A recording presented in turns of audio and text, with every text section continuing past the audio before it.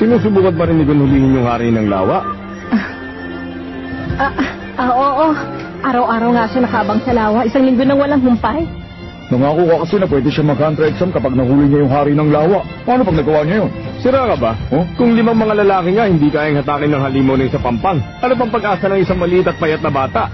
Ayaw lang siya payagin itong si Nito na mag-hunter exam, kaya niya sinabi yun. Nalimutan mo na bang ganyang edad din yung tatay ni Gon na nahuli niya yung hari ng lawa noon? Hindi mauhuli ni Gon yun. Imposible.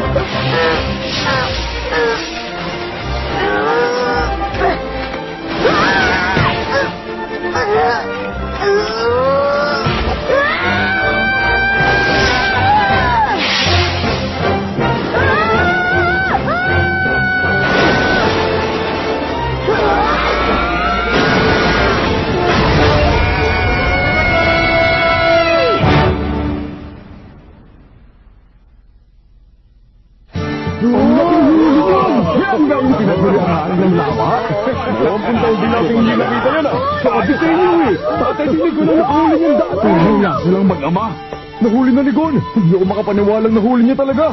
Nakita mo ba, Tomito?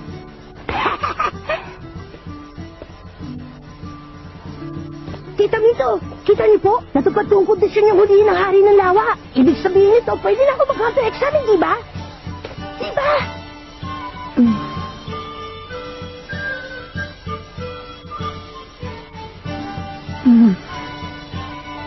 Gagawin ko po, asahan niyo yun. Magiging hanga din ako, pangako!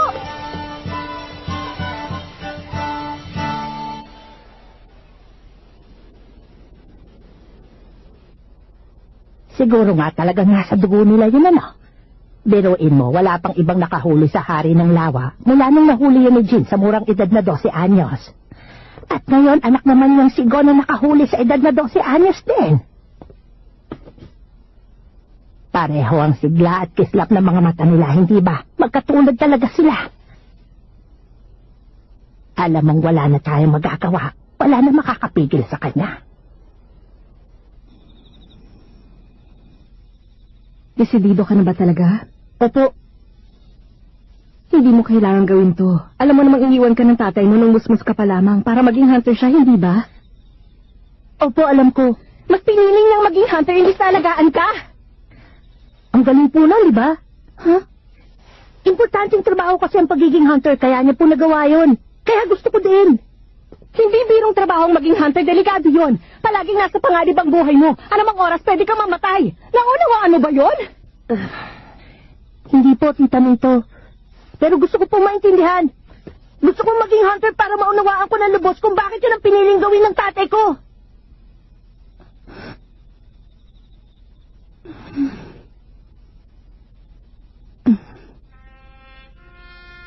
Ay, suko na ako.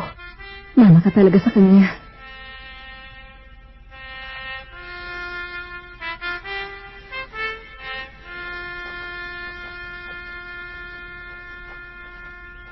Hindi ko kayo bibiguin, Tita Mito.